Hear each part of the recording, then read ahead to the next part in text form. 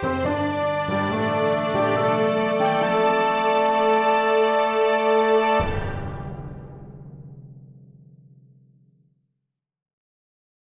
Story Seekers. I'm Ben.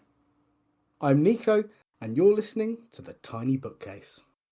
Our guest for this episode joins us from Wales, where he is a writer of dark fantasy and mystery. His first fantasy series, The Children of Anoran, begins with The Great Leap, which was released in July of 2024. We'd like to warmly welcome Dan Hanley. Hello, Dan. Hey, how you doing, guys? Very I think good. we're good. This is a bit of a continuation of conversation, isn't it? As you were at the table with us at FantasyCon, Yeah, and we became friends there. And I think this is a chat that we probably started there and thought would be better on mic. yeah. I was like, I was sat there thinking, I got two new friends. Yeah, I had no idea you guys have even been nominated because I didn't know who anybody was at the table. And then all of a sudden, you guys nominated and then won. And then Nico fell out of his bag as he was going to. It was a whole thing. For those that didn't, well, I don't think that was even caught by the cameras, was it? It was just off to the side, but it was a good vibe. No, I very sensibly, because it wasn't on camera, then told everyone that I'd embarrassed myself. Because why wouldn't you? You know, the best way to get over embarrassing yourself is to make the whole experience communal. Yeah. Embarrass everybody. Yeah. The only other thing I want to mention about that night is that you were impeccably dressed. Oh, you were sat right by me, wearing this gorgeous green suit with some like steampunk attire like woven through it, and I was extremely jealous in my shitty I have to t-shirt. say, it's the only time I've ever dressed up like that in my life, and I thought, if I can't do it at FantasyCon, where can I do it? You know? It was just my luck to be sat next to the best dressed person in the whole fucking room whilst I was wearing a t-shirt and a fucking cardigan. You said I was 11, and Ben and I were a combined 4 in terms of outfits. So.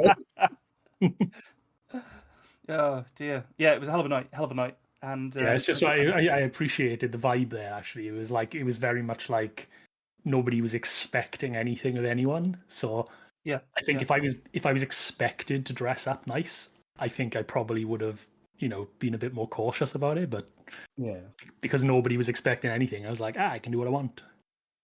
I am somewhat infamous inside my group of family and friends for not wanting to dress up ever. So it's very difficult to crowbar me into a suit, and even harder to put me in a tie. So I have mad respect for people that like it and enjoy it. So we should probably get onto the stories. The prompt for this week is Banquet, and Nico is going to be reading first. So stuff my mouth, Daddy.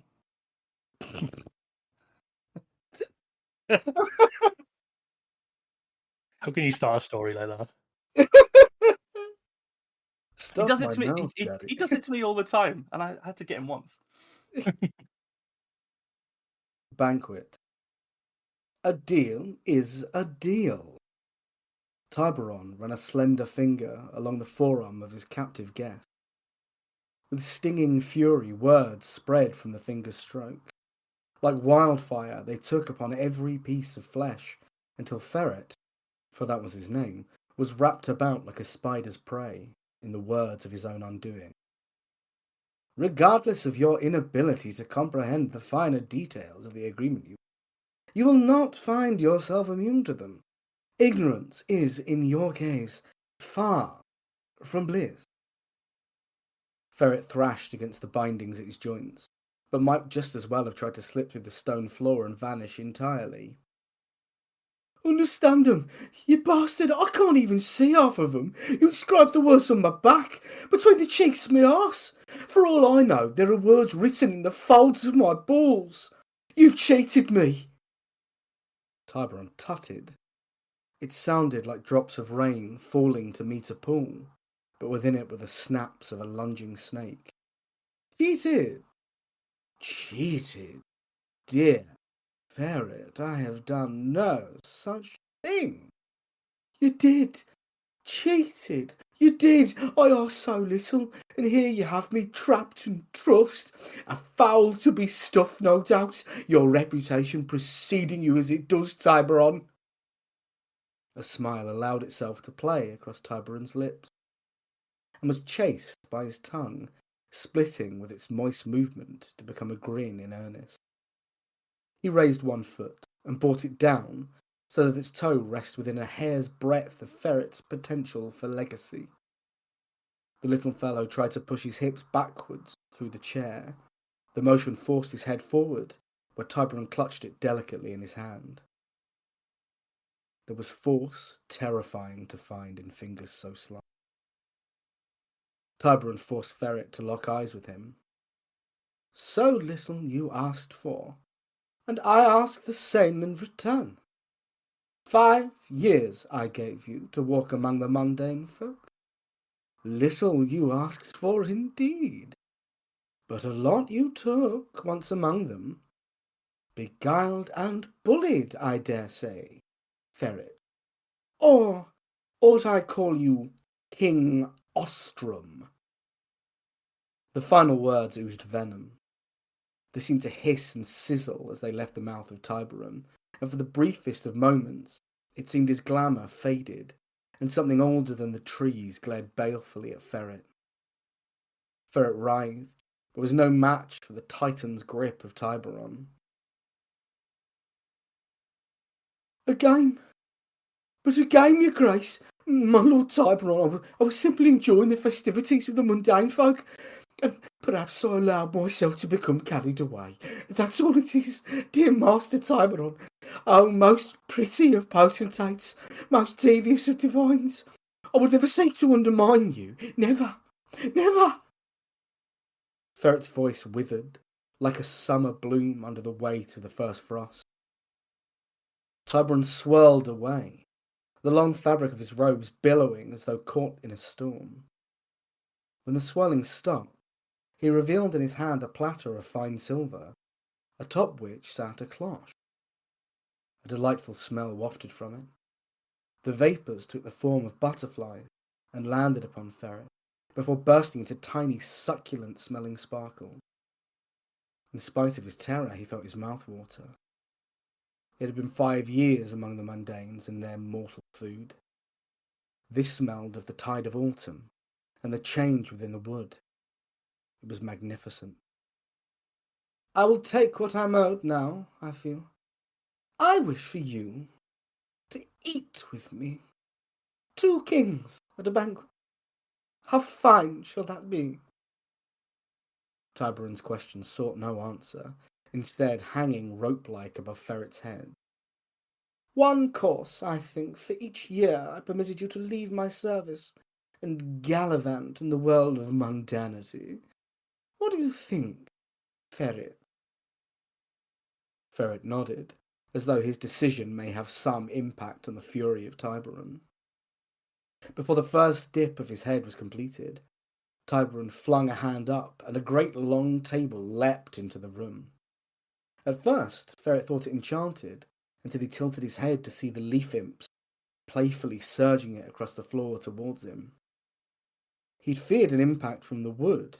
It might knock him onto his arse, a humiliation as he was reduced from king to fool. But instead, he felt a surge of true panic.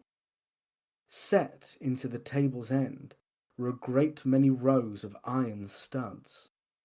Some were round and looked to have been hammered in flat, and they bulged like buboes across the edge. Set deep between them were tiny pointed iron beads, not unlike caltrops wedged into the ancient wood. It stopped inches from Ferret's belly, already made fat from his years feasting as a king among the mortals. His eyes were locked upon the dull metal, so at odds with the blend of natural beauty and incomparable finery that were the hallmark of every other moat at Tiberon's court. The clatter of the silver platter at his end of the table whipped his head up, and Tiberon lifted the cloche to reveal that beneath it was a steaming mound of sweet pastries. A fine first course, don't you say, Ferret? For what is the use of being king if you cannot eat your sweets before supper? At that, Tiberon lifted a pastry from the platter and dropped it whole into his mouth. He chewed greedily at the thing and swallowed it with a series of lip smacks. Wonderful, wonderful. Oh, how rude of me. With that, Tiberon drew a long, thin knife and stood close again to Ferret, before slashing the bonds and freeing one of the Fae's scrawny arms. Eat! Ferret. Ferret did as he was told, and ate a pastry. It was as wondrous to taste as it had been to smell, and he delighted in spite of his position. If it were only to share 5 platters such as this with Tiberon, perhaps he would escape. I said, eat, Ferret. Ferret gazed at Tiberon, who had not moved, and cautiously lifted another pastry to his mouth. In this fashion was he watched by Tiberon. The king did not lift a pastry of his own, and Ferret ate until he felt sick from the sweetness of it. With each lifted pastry he burped and hiccuped, the tang of bile on his throat with every bite. Soon enough, though, his head throbbed and his teeth ached, but the tray was clear. Ferret sweat with the effort, and Tiberon clapped his hands, giggling in a manner so saccharine it made the pastry seem earthy by comparison. Good! A marvellous first course. Now, a second, perhaps. Fish, do you think? Ferret simply groaned and nodded his head. It lulled as he did, drunk as he felt on sugar. A tank was carried in, and in it swam perhaps 1,000 eels. Each of them thrashed and writhed as though they knew of their imminent fate. Deftly as a heron at the water's edge, Tiberon dunked a hand in and brought out one of the water snakes. Its maw thrashed and snapped, but even as it wound around Tiberon's forearm with its muscular body, he slammed its head hard once on the wooden table edge. It fell still, and with a slurping gulp, the Fey Master sucked the thing down in one. How wonderful! How exotic! Please, friend Ferret, eat. Ferret knew he had no hope but to seize, slam, and suck. Again and again he did, till his hands were ruined from the bites of eel, and his wrists tired from the banging. His throat was raw from the slurping of the creatures, and soon he found that it felt as if they had all awoken again in his belly. Much as with the last course, Tiberon had eaten but one, and Ferret felt so sick he might already be dead. His stomach gurgled, and he looked down upon it to notice something terrible. So overfilled was he, his bulging belly was terribly close to the iron studs at the table's end. He'd grown perhaps 6 inches already, and only 2 courses were done. The third course came then, a great auroch of which Tiberon had a single gravy-soaked slice. Then he fed great forkfuls of chewy, rich meat to Ferret. With each mouthful, the king laughed and paid compliments to Ferret, as though he was a pedigree hound he was enjoying. With each mouthful, Ferret tried to pull his stomach in, but tugging on the muscles hurt him, and when he could no more, the burn of iron came to him. He felt the round bumps press in, and began to scream. That screaming mouth was filled by more meat, and Tiberon's mad eyes, filled with the dread of eons, rooted him in his overfilled agony. 2 more courses I am owed. 2 more. What did you ask of your subject when you were king, Ferret? Did you not take that was not yours? Or were you generous, as I am now? Am I not now? Eat! Ferret had no word, but wept as he ate what remained of the auroch. This went on when a dozen of the great pelicans that roamed the shores of his now abandoned kingdom were brought in and lain before him. At last, when Ferret thought he might faint from lack of air, where his lungs were squeezed so hard, or burst from being full, or, should the worst happen, lose his control and succumb to the iron studs, final course was brought. On it was a single disc. Ferret sweat and moaned, and Tiburon, with a long pair of tweezers, lifted the thing. Oh, dear me, Ferret, I am stuffed. I could not eat another thing. I must insist you eat this final course alone.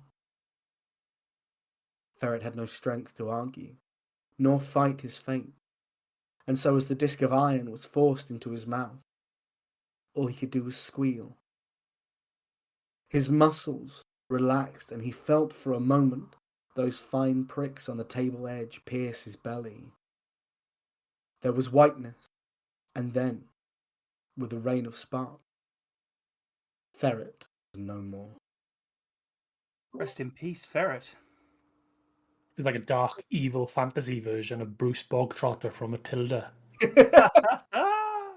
Yes. Oh my god, it is. I went BDSM faking in David Fincher's Seven. Yeah. That was a lot of fun. I enjoyed the Frankenfurter voice for Tiburon.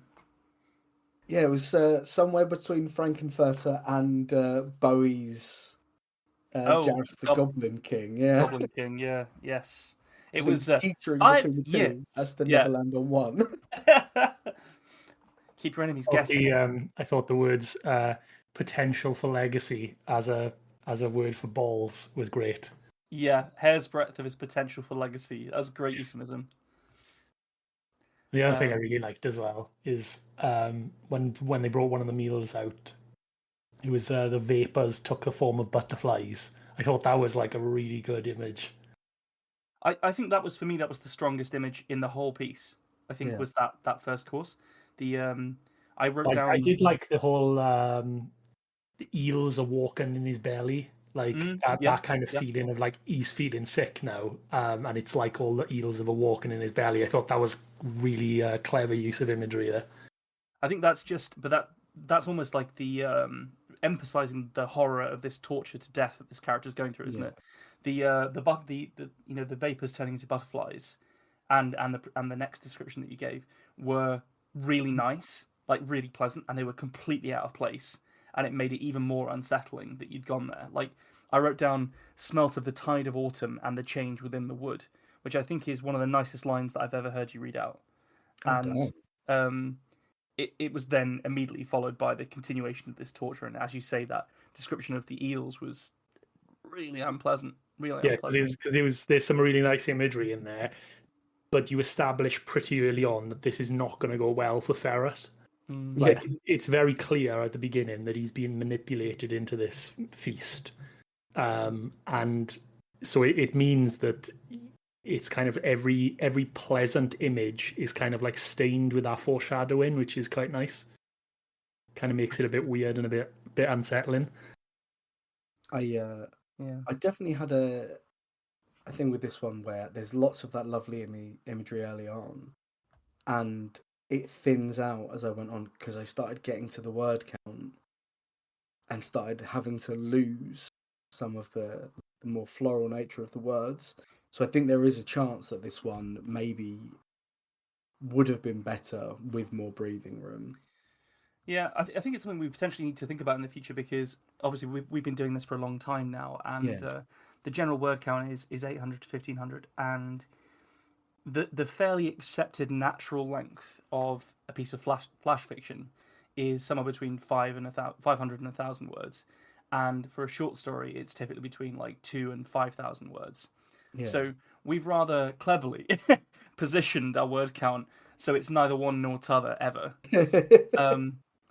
And I think it means it does give us some flexibility in terms of like, because when an idea comes to you, sometimes it is just an 800 word short thing, and then sometimes it wants to push beyond that 1,500, doesn't it? And I do sometimes wonder if we should potentially pump the cap up to 2,000 words, just for those times where because I know exactly the feeling that you're talking about, where you have Yeah. to start cutting off important bits in order to just get the plot out in the time that you Yes. have. Um, Mine's 1,700, but I'm not sure if you recall. I did email going, "Is 2,000 okay?" And then is 1,800 okay? Because yeah. I was like slowly managing to like whittle it down, and I think Yes. um, had I not had that pressure to get it down as low as I could possibly do it, I don't think the story would have been as good. Yeah. But I think that's a completely accurate summary of like most cutting that Yeah. gets done, really, isn't it? Like the idea of editing and the needing to have the boundary is really important. It's just having done so many of them at this point in this format, I know exactly where he's coming from here, because you could sort of feel it in the story. Yeah. And um I don't know, like maybe, maybe Dan's right, maybe you could have cut more of that stuff out, and then just left a few of the absolute gold ones in Yeah. to like draw people's attention to them. I'm not sure. Like it was very luxurious writing. Um, so maybe in finding maybe in finding yourself up against the word count, as Dan says, you potentially trimming it down a bit could have worked. But I'm on shaky ground here because I've also gone over the word limit this week. So so So let's no one played by the rules this time. Excellent. literally nobody played by the rules. I have one bit of feedback that I think I would like to see implemented in this, which is that Sure. I really struggled with the mental picture of this like oubliette table situation that he was in, Yeah.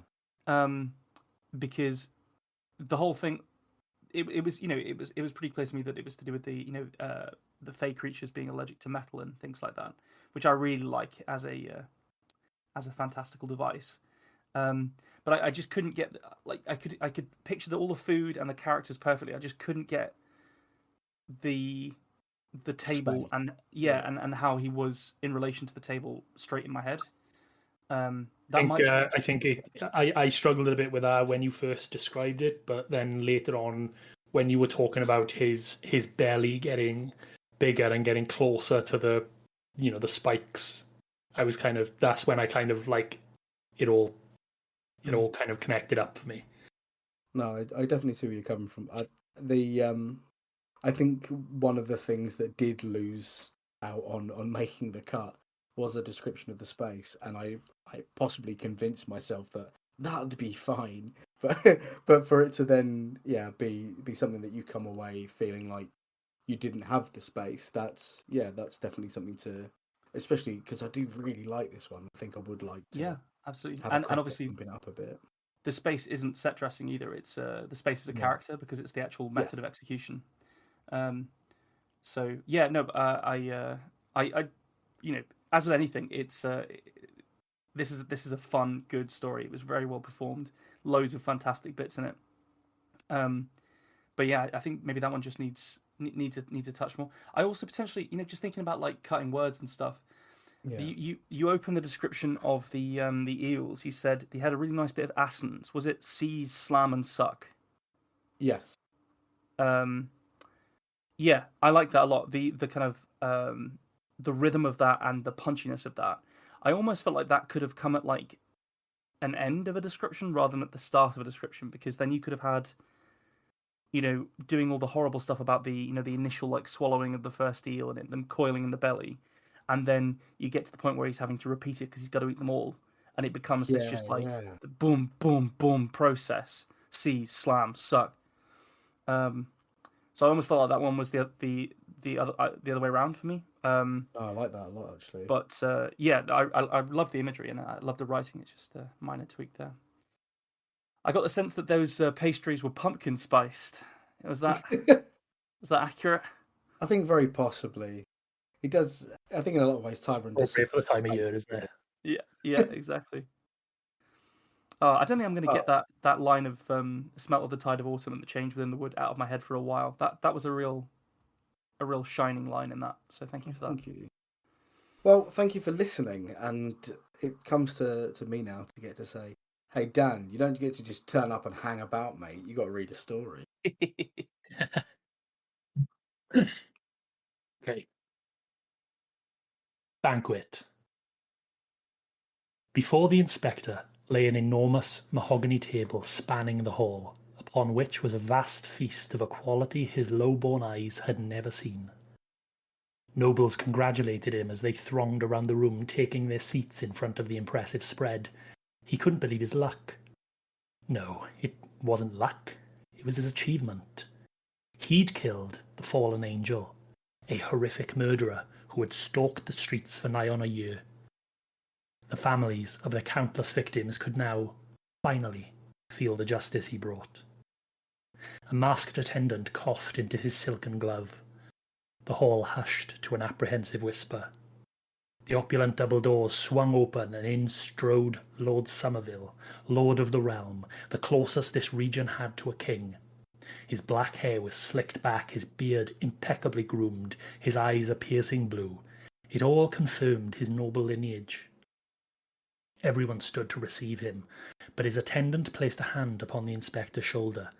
The guest of honour stands for nobody. He nodded towards Somerville as the lord settled into the throne at the table's head, a space just beside his own. Somerville's magnificence struck him, causing the inspector's heart to pound and his cheeks to flush. Notoriously reclusive, Somerville rarely made public appearances. Even his family was unknown outside his inner circle. Despite this, his presence was magnetic, and the noble guests fawned over him right up to the moment he raised a hand. The attendant presented Somerville with a silver plate, lifting the dome to reveal a juicy, perfectly seared steak. With a nod, Somerville redirected the steak toward the inspector's platter. The noble audience waited for him to take the first bite, which acted as ceremonial permission for them to begin their meals. Nervously, he sliced into the steak, carving out a small triangular shape from its edge. He gingerly lifted it to his mouth, and faced with a gallery of expectant stares, he momentarily forgot how to chew. As he regained control of his faculties, he took in the warm, peppery taste, accented with just a hint of iron from the delicate juices, savouring it. Seasoning like this was usually reserved for the elite alone.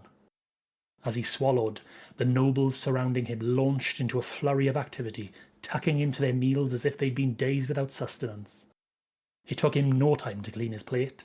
It was like no other meat he'd ever eaten, seasoned to perfection and beautifully cooked. As the dining experience concluded, Lord Somerville stood and tapped his crystal flute with the silverware. He had the room's attention. "Our guest of honour tonight is a man without equal," he said, his voice filling the room. "A man who has single-handedly made our streets safer for all. I present Inspector Fairstein." A chorus of jubilation overwhelmed the space. "Please, Inspector, regale us with your tale." Fairstein wanted to rise, to speak upon his feet, but he couldn't lift himself from his chair. Perhaps he had overeaten, but feeling the burning stare of the Lord of the Realm along with the attendant's prior assurance that he stood for nobody, he simply cleared his throat to begin. "The fallen angel has terrorized our streets for far too long, slaughtering maidens as they returned home in the evenings." Started. "The constabulary had all been running extra patrols, so desperate were we to apprehend this killer. Then, 3 nights hence, I patrolled the streets of Snowcap, where I followed a suspicious man from a distance. His face was obscured by a cowl, an unseemly sight amongst the nobility in Snowcap. He turned a corner out of sight, so I pursued. Ladies and gentlemen, I saw this man standing over the body of a maiden who had passed on only moments before." He paused, affecting his lips into a downturn. "Naturally, I called out, but he fled. I gave chase rather than stay at the maiden's side. It was time to bring his saga to an end." As he looked over the crowd of onlookers, their faces transfixed by his story, he was struck by the confusing impression that there were somehow fewer of them. Had some left? He furrowed his brow and turned to Somerville, who gestured at him to continue. He shook off his doubts and resumed. "The killer burst through the doors of the Park estate, a gentleman's club just off the main thoroughfare, and in mere moments I was also stepping within. Inside, Patrons wore white enamel masks, giving the killer an opportunity for disguise. I scanned the crowd, spotted a black-clad figure in a rear hallway who locked eyes with me as he pulled a mask over his face. He shook his head briefly as he spoke. I knew in my bones that this was our fallen angel. The nobles seemed to lean closer in anticipation, but as the inspector gazed upon them, there were less of them still. Guests numbering 50 strong had now reduced to around 10. He'd not seen anyone leave or even rise from their seats. They were there one moment and gone the next. Lord Somerville whispered to his attendant before turning back to address the inspector. Please continue. You have the entire room on tenterhooks. He wrung his hands and exhaled slowly, confusion causing a light-headedness that he fought to contain. Was it a mix of anxiety and reverence, or was he so genuinely moved by the Lord's presence that he was losing his sense of self? He shook it off, but when he continued his story, his voice had acquired a hint of a tremor. I rounded the corner and saw the killer ascend a long ladder into the attic. As I too pulled myself into the dark, dusty space, there was no other exit for our wayward murderer. We were in the clock tower. He stood silhouetted against the enormous glass clock, frantically looking left and right. He pleaded with me to let him go. I asked if he'd granted the maiden such a courtesy. Angered, he charged. Fairstein sipped his wine, prolonging his conclusion, playing up the intensity of their bout to entertain the nobles. I won that chaotic battle. The fallen angel slipped and crashed through the clock face to the street below. And that, I can confirm, is case closed. He gestured triumphantly to the nobles, but found nobody. Just Lord Somerville and his white-masked attendant. Bravo, Somerville said, clapping his hands slowly. We are so blessed to have you upholding our justice, Inspector. What's going on here, Lord Somerville? The inspector said. Where are the other guests? He looked at the table in front of him. Gone was the heavy, varnished mahogany surface, replaced instead by a rickety, rough surface of warped planks. The abundance of food spread out in his honour was gone. Even the lights seemed dimmer somehow. The hair on the back of his neck stood up and his stomach lurched with sudden nausea. The Lord of the Realm met his eyes. How certain are you that the man you pursued through the streets was the one that you eventually killed? Inspector Fairstein stumbled over his words before regaining his grip upon them. I'm certain, my lord. He wore the same black cloak, the same gloves. He was of the same stature. You saw his face? I didn't need to, my lord. All the signs were there. You said he was cowled in the street and wore a white mask when inside. Yet you're still certain of his identity? Fairstein rolled his shoulders and adjusted his position in the seat as he fought his rising ire, finally nodding at Somerville, who exhaled sharply as if in jest. How dare Somerville question him? He was a thrice-decorated inspector. Deep down, however, he knew Somerville had every right. He was his lord. But that didn't stop Fairstein from feeling aggrieved in a moment where he should instead feel victorious.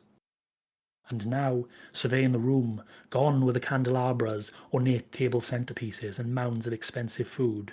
The tapestries that lined the walls were naught but rags. The beautiful sconce lights were now just bare flame torches. His earlier sickness returned, and he swallowed as his known reality seemed to shatter before him. It was my son, you know, the Lord said, whom you killed.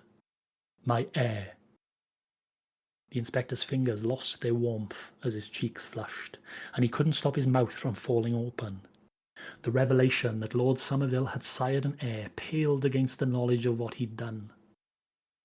In the deafening silence, Somerville nodded to his attendant, who snapped his fingers, lifting the remaining elements of the faltering, illusory veil that had so altered the banquet hall. It was not a banquet hall. It was a dungeon cell. How did he get here? The confusion warred with terror as he evaluated his situation. He looked down. His legs were missing. They were but stumps tied off with tourniquets, though he felt no pain. Was this the illusion and the banquet real, or vice versa? His Consciousness felt suspended in the air, and his head lolled to the side as he struggled to control the flow of these conflicting emotions, the confusion, the acceptance, the anger, and the fear. He suddenly felt as though he couldn't quite fill his lungs, and pain radiated from his chest as if his heart was scrambling at the walls of his body from within. "Why?" he cried. "Why are you doing this?" "You killed my boy," Somerville spat. "A formal inquiry would have everyone clawing to save themselves, losing the truth to the wind. Thanks to my loyal sorcerer here, you have willingly told me every detail." He took a breath. "I needed to see this truth," he said through gritted teeth. "And I wanted my vengeance." "But it was him, I'm sure of it," Inspector Fairstein screamed. Then, in a whisper, "I'm certain." Ignoring his protests, the Lord of the Realm stood, buttoned his jacket, and turned to leave the cell. As he passed Fairstein, his eyes flicked down to the inspector's missing legs. "I do hope," said Lord Somerville, "that you enjoyed your steak." Oh, Well, now. deeply unsettling. Deeply unsettling. Oh, what a time! I love that world. I think it's really fun, and Yeah. it really gelled hard with me. Have you ever seen the Carnival Row TV show? I haven't.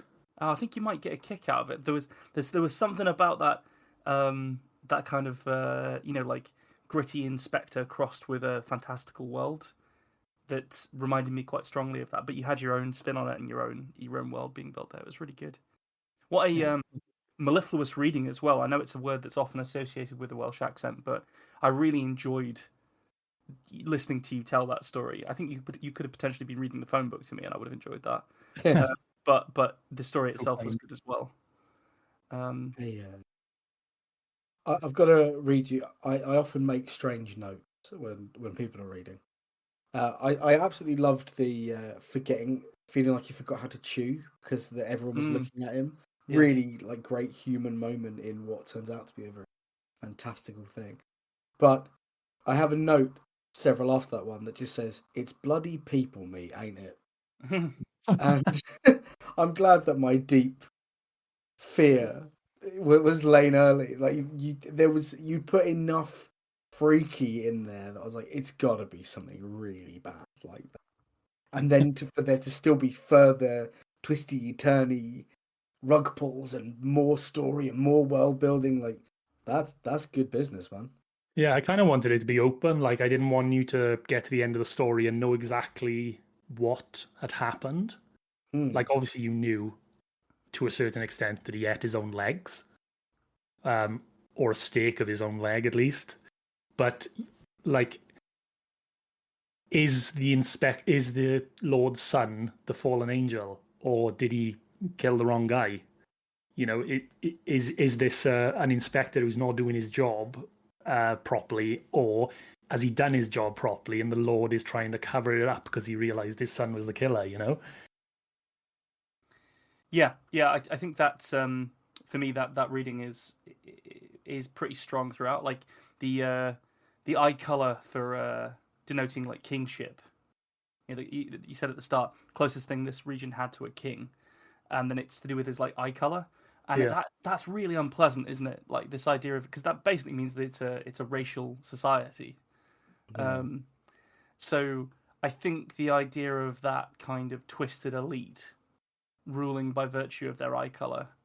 Yeah, no, I think that crazy killer on the loose, the fallen angel, was his son, and he was covering it up. That's my take anyway. I think that's It's always the definitely Lord's son, isn't it, Ben? It's always the yeah. Lord's son. It's always his bastard. well, quite The, frustratingly for whoever's listening, I'm not going to be confirming or denying any conclusion therein. Don't worry, Gav. We'll get him off mic. We'll hit him with a big feedback. stick or something.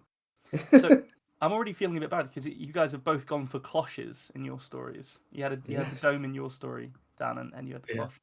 Um, yeah, that maybe that was an obvious one that I potentially should have gone for. The story within a story that you went for, I always like an embedded narrative. Yeah.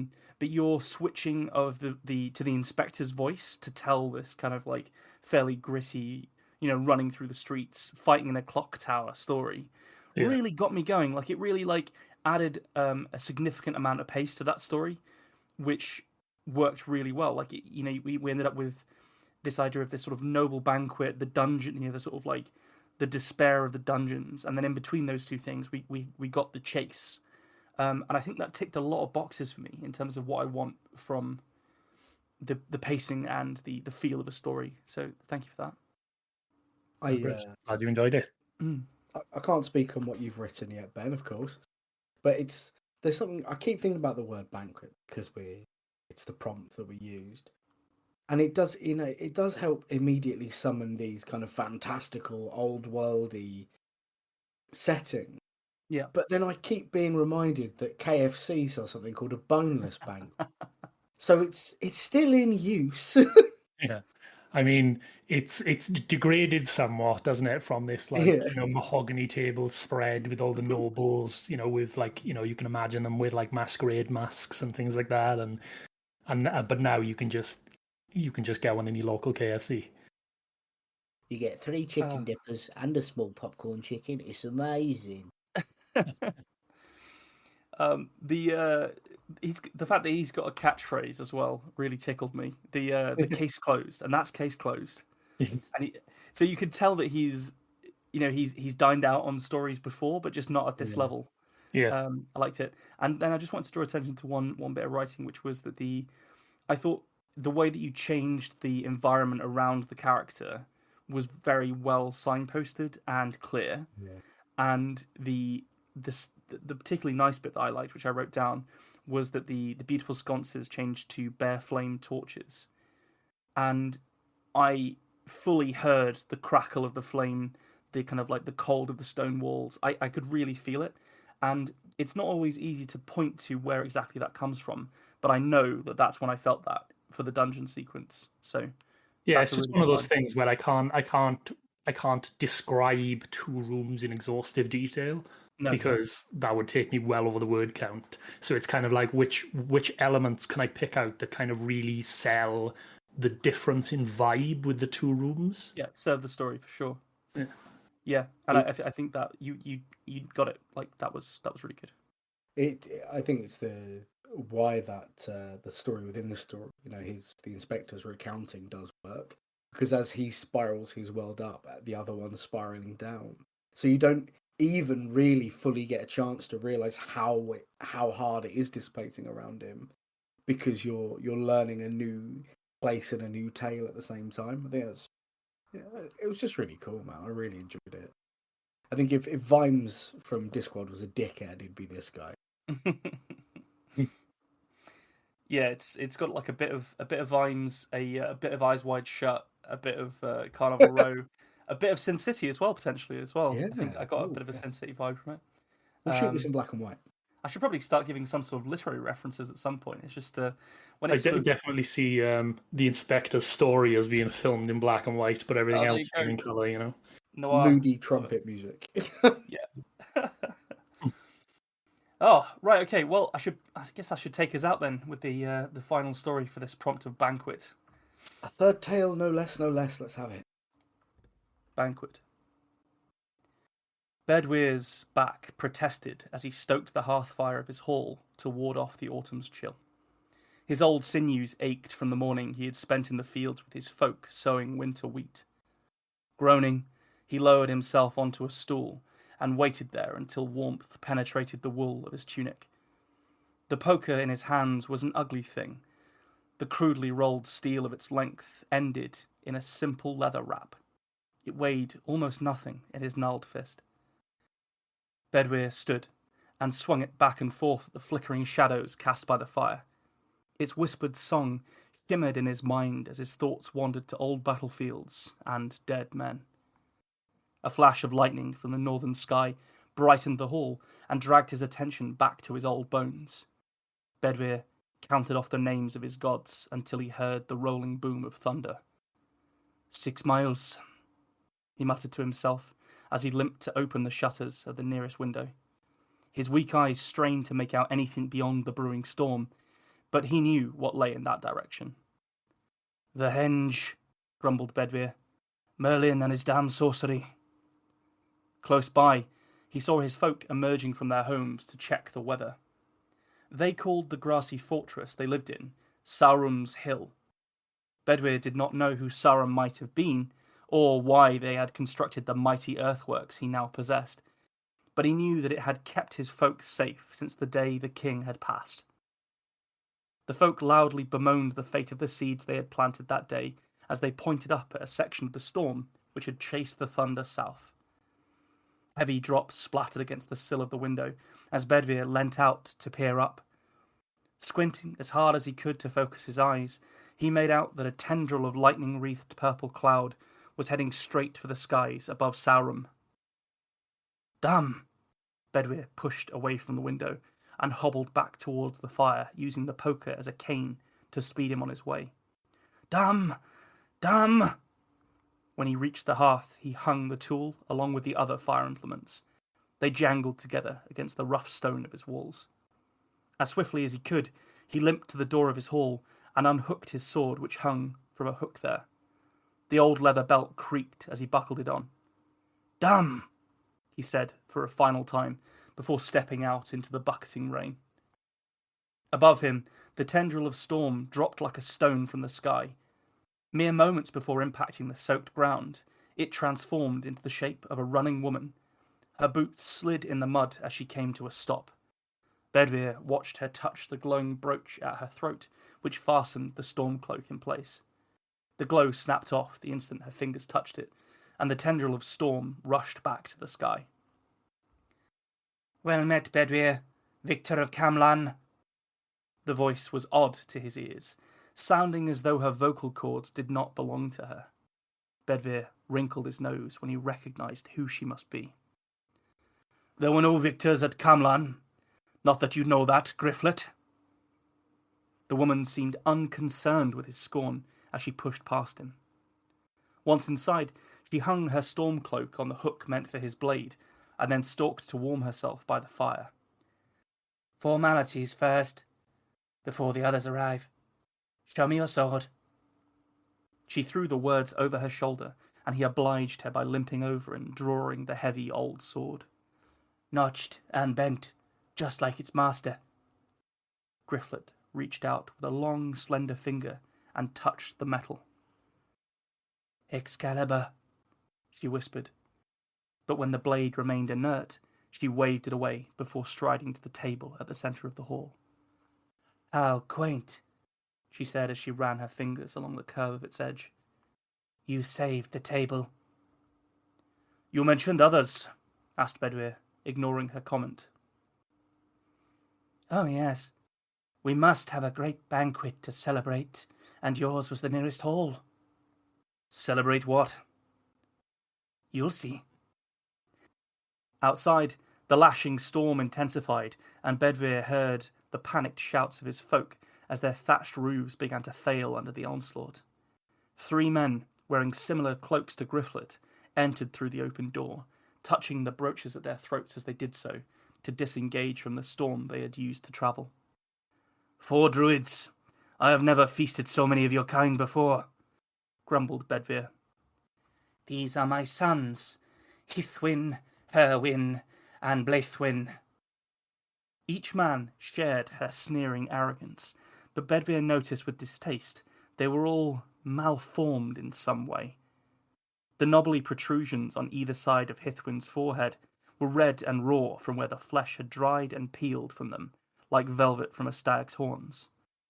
Herwin's overly wide mouth was crowded with mismatched teeth, and the coarse hair on Blaethwin's head did not stop at his neck, but instead continued on down his back under his clothes. Each man greeted their mother with a kiss before sitting unprompted at his table.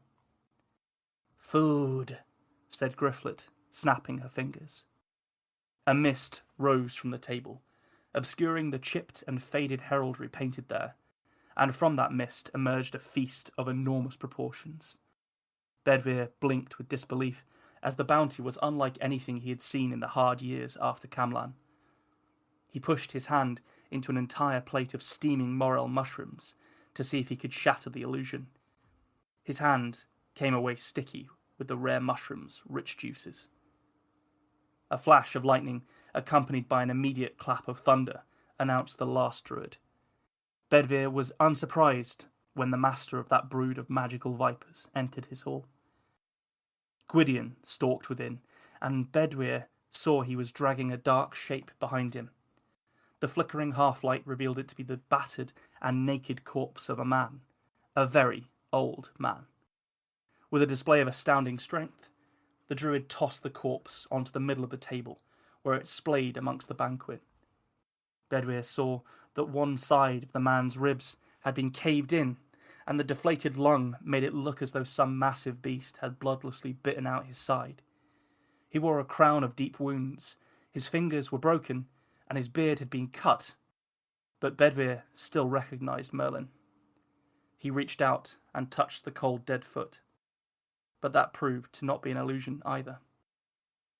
Outside the hall, the storm brought by the druids raged on. Bedwyr knew he should have been out there with his folk, battening and making safe against the druidic weather, but his duty held him at the grisly feast. Gwydion, bald of all hair, smirked to see Bedwyr's discomfort. The weathered lines on his face contorted into a mask of cruelty. "Loyalty lingers in your heart, Sir Bedwyr. Let it pass, as all childish things must. Merlin is not Arthur. He merely conjured him." Gwydion scooped a golden goblet up from the table. It shone as though the Romans had never left, and the wine was redolent with the scent of volcanic soil. "Sister wife, children, today we have taken revenge for the wrongs done to us and begin the story of Britain anew.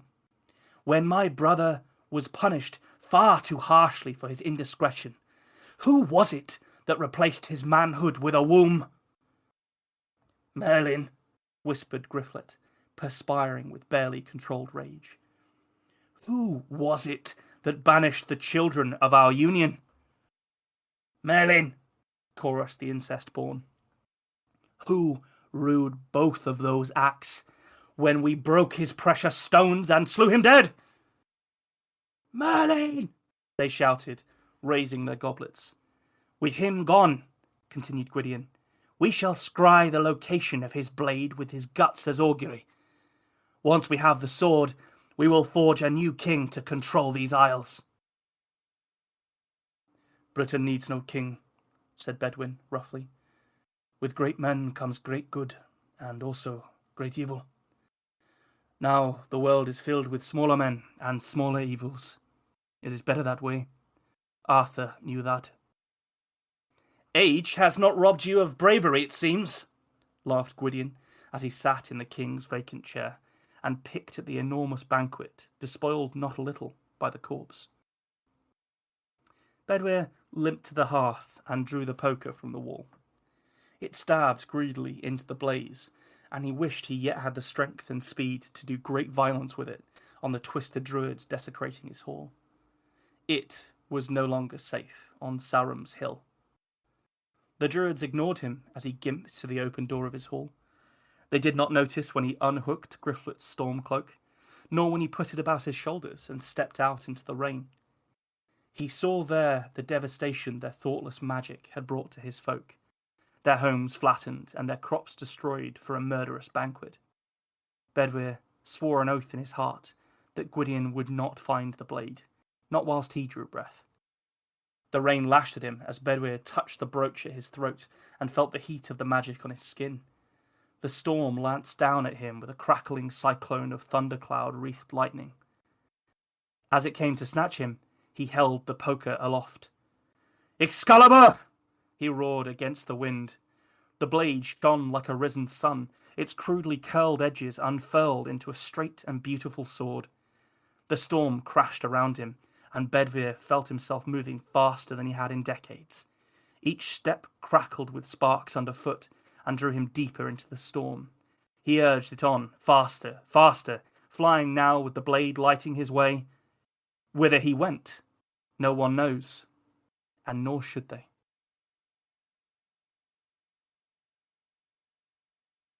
I bloody loved that. That was great. Have you ever played the games Hellblade: Senua's Sacrifice? I have not. It kind of like the vibe you gave kind of really reminded me of that, which is kind of this kind of like cold environment, like stone and moss with like the lashing rain. It kind of really kind of puts you in place really well. Oh, cool. Thanks. The whole I've always loved rain in storytelling, and I potentially overuse it a little bit, but this one was it had to be a lot, I think, in order for it I to will make say, sense. I'm really glad the rain was there because the storm cloaks and the amulets, that's a really cool concept. Yeah, I can you tell where fucking this concept love came that. from? Sorry, can you tell where this story came from? This was concept first, and then I had to figure out what the fuck the story was You for went, these rain oh cloaks. wait, I need people to use cloud as a cloak and move and shit. Where would that happen and why? The I have to. There's some lines I've got to call out. Notched and bent, just like its master, when talking about a sword, is such a great way to talk about an old, like previously accomplished warrior. I mean, Mm. you're writing those characters anyway. You are very good at writing fighting men, especially aged fighting men. Tired old fighting men. Yeah. Yeah, like the when he was using the poker as a cane early, which then turns out to be way more important. That's a great image. That like you can we've already seen him kind of hale and hearty in his memory, and then to use your words, dragged his attention back to his old bones, and the next step we see him having to use the wrong tool just to be upright. Like that's it tells a lot of story very quickly with that. But that line particularly, the notched and bent, like it's just like its master. Thank you. Massive fan of that. Line I liked was chorused the incest born. Yeah, Yeah. And I was Yeah. like, that's such a strong image just in a really short sentence. that's Like you actually can a good just way to imagine like these like horrifically disfigured people like all saying Merlin together. Yeah, absolutely. Thank you. Yeah. I hope my yeah. my attempt at a Welsh accent wasn't too horrible for you Oh, it to was bear. spot on, to be Thank honest. It you. was really good. I I've had some coaching from Nico on how to do that accent well, so it's Because The if the typical thing is if people end up trying a Welsh accent and if they can't do it quite right, it usually veers to Indian. yeah. oh right, And okay. you Yeah. find that a lot if somebody does a Welsh accent and you're like, oh my god, that's actually like an Indian accent you're doing right now. That's not even Welsh. I don't know It, what it is about the two yeah. accents, but they seem to exist on this knife edge that you're just gonna fall onto one of them. The Yeah. I normally share with you whichever is my most unhinged note, Ben. Uh, from this story, it was druids are OP. Fuck off back to the hen. So I thought you'd enjoy that one. The Yeah, they are pretty powerful, aren't they? there's like loads of lovely little juicy word nuggets in there. Like thoughtless magic is such a. I also definitely imagine that as magic with a K on the end when you said it. But Mm. this idea of we have a very built-in concept of wizards being scholarly and wise, and so the idea of just magic just being done carelessly, it feels kind of forbidden.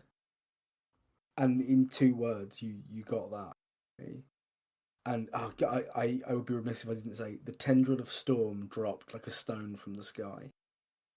It's it's something that's so light and powerful suddenly changing into something very heavy and powerful in a way that it really conjured the speed of what was happening, Oh, cool. like Thank you. how sudden that impact was. So that was yeah, just I could talk about the storm cloak thing like for like an hour because my brain is just spinning around wanting to know more about it, like what the limitations are. And but as we have Yeah. discussed in a previous episode, you shouldn't dig too deep into the magic. You should just enjoy it. Absolutely, absolutely. I will, however, say that there were a bunch of like basically everyone arrived in a different way in the original version Yeah. of the story. Um, but they're really I felt like it was a bit much to have them like bursting through windows and stuff like that. So I just I don't I sort know. of The one bit I really liked, and it kind of tells you everything you need to know about the contempt that she has for him. Like when they're initially talking, is that after she's done the introduction and she's seen or she's just about to see the blade, I think. He says she's over by the fire, and then she's asks him a question and threw the words over her shoulder, which is kind of like she's not even paying attention to him. It's kind of it's just a great image of her just being stood by the fire and like not even turning to face him. Like kind of shouting back to him. Yeah. In that same sequence, when she, like really mockingly says, "Oh, you kept the table." That's horrid. Yeah. Obviously, it's such an important symbol to that mythos. Yeah. You did a really good job of making me fucking hate those druids. Yeah, that was the second bit that I came. So I got the Stormcloak idea, which was like the magical thing that I was going to do, and then I was like, okay, Yeah. what's the best table I can put a banquet on? And yeah, it was the round table. So or at least the best one I could think of, anyway. Not a trestle table from Argos, because No. if you come to it, that's what you get your banquet on. Self-assembly required, I think. That's why you get the boneless banquet on. Yeah. You'll be lucky. We'll be sharing that. Thank you. Oh yes. So I don't know. I think this is my effort at some Arthurian myth stuff. It's such a mess when you look into, because I must have read like 3 or 4 different versions of the Arthurian story at this point, including an absolutely brilliant one when I was a kid by Bernard Cornwell. That's sort of in this sort of like it's like historical fiction version, and it's all very like low. There's no real magic in it, and yeah, it's good. Lancelot's a dick in it too, which helps. But it's reasonably obvious, but maybe potentially not when asked the question directly. But do you recognise who the main character is here? That's Bedwyr. What's his name? The one with one hand. One hand, yeah. So we would call him Sir Bedivere rather than Bedivere.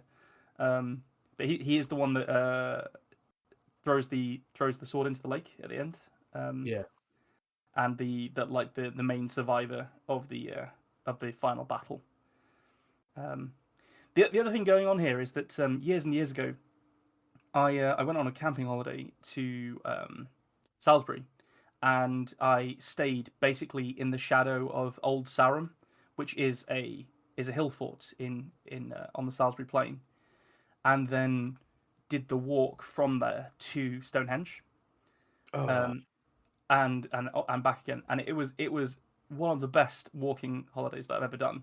And to go from like walking the battlements on this really ancient hill fort, because it's like 500 BC that hill fort, to Stonehenge was really, really cool. So I'm glad that I've been able to put that into a story at some point. But they literally are 6 miles away from each other.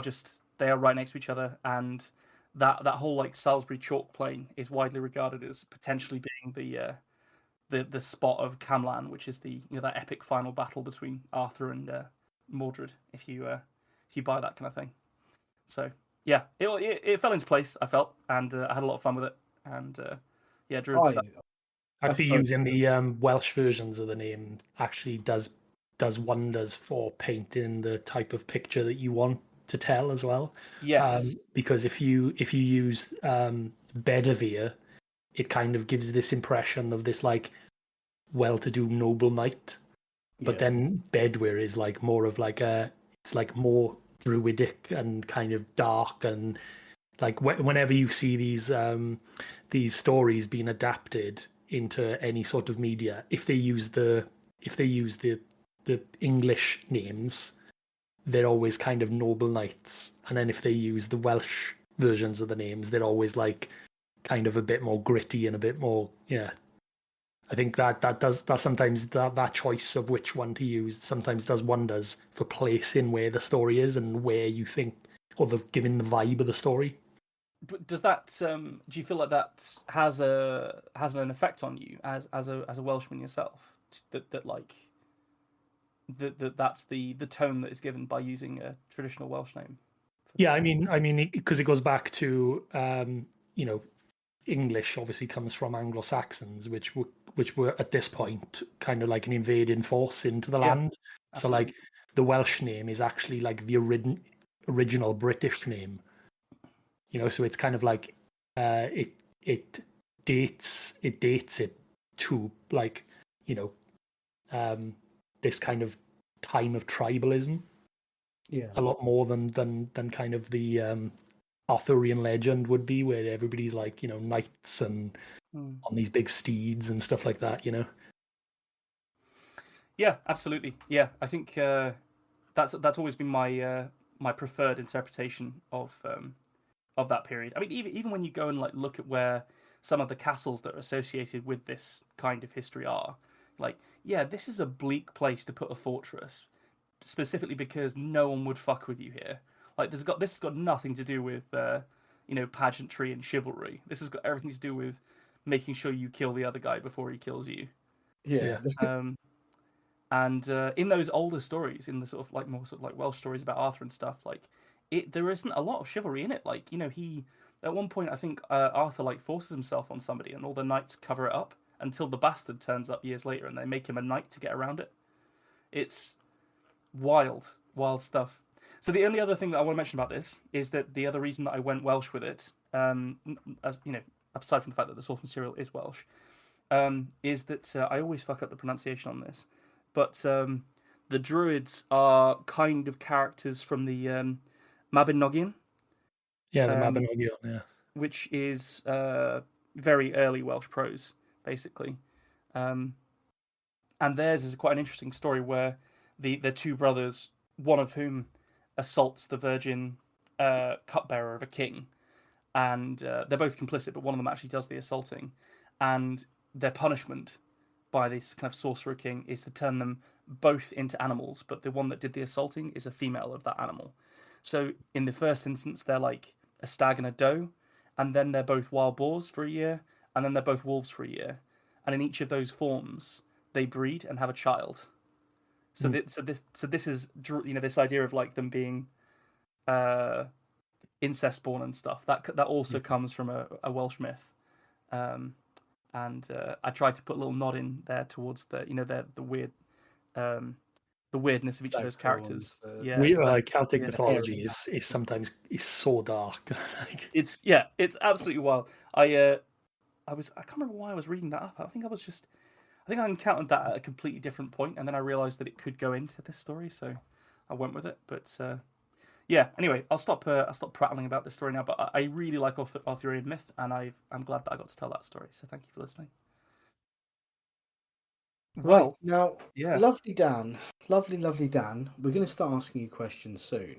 But everyone out there who isn't lucky enough to be in the room right now will have to wait a week. So, in that interim time, where can people pick up your book, and where can people find out what you're up to online? Yeah, so I've got a website. It's danhanley.com, and Hanley is Hanly. There's no E. Everybody wants to put the E, but it's not there with me. And you can find out everything about my book there, and about what I'm up to online. My book is available on Amazon, and if you're in the Kindle Unlimited program, you can read it for free. So on my website, you'll find my social media. I'm on Blue Sky. I'm on Facebook and Instagram and TikTok, all usually under the handle Dan Hanley. So yeah, you'll find me.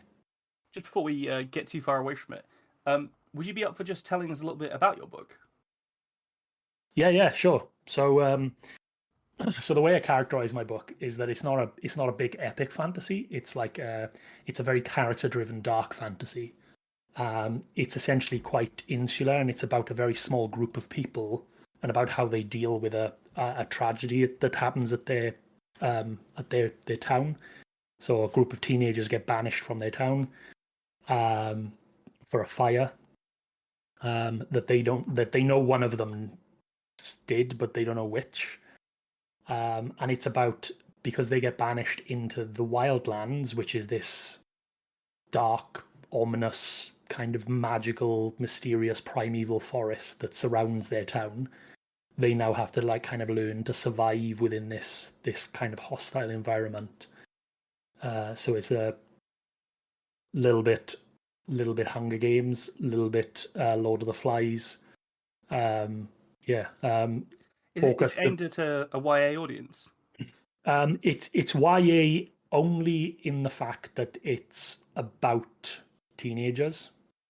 So when I look, I'm trying to classify the book, and basically there is a definition of young adult that is it's a book about young adults, but it's got some quite mature themes in there. But if you're a young adult, so 15 plus, it's kind of a real experience of what you would know in your world. There's swearing in it, there's drug use in it, there's trauma discussions and stuff like that. It's I've tried to keep it kind of grounded, and not too I guess not too clean and marketable in a YA sense. Yeah. Because if anybody's hung out with a group of teenagers, like they do not speak like anybody in young adult books speak. Yeah, true. They are neither clean nor marketable. Yeah. And that, of course, is The Great Leap, which was released last year and is the first in the fantasy series, The Children of Anarun. And thank you again, Dan. Wonderful story, and looking forward to asking you some questions in the next episode. Yeah, no problem. Glad to be here. Right, you lot have got 1 week. Start reading.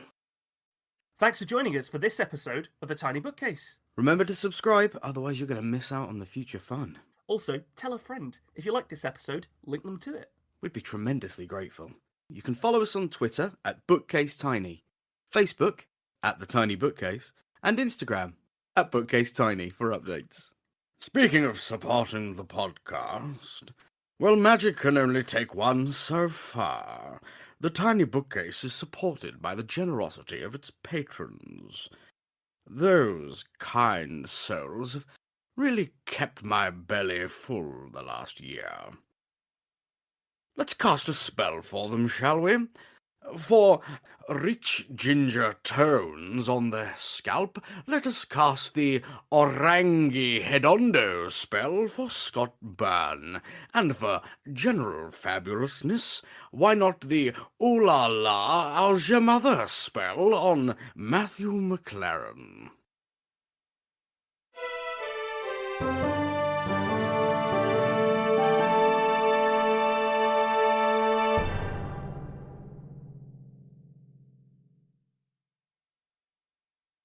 How do you come up with that shit, man?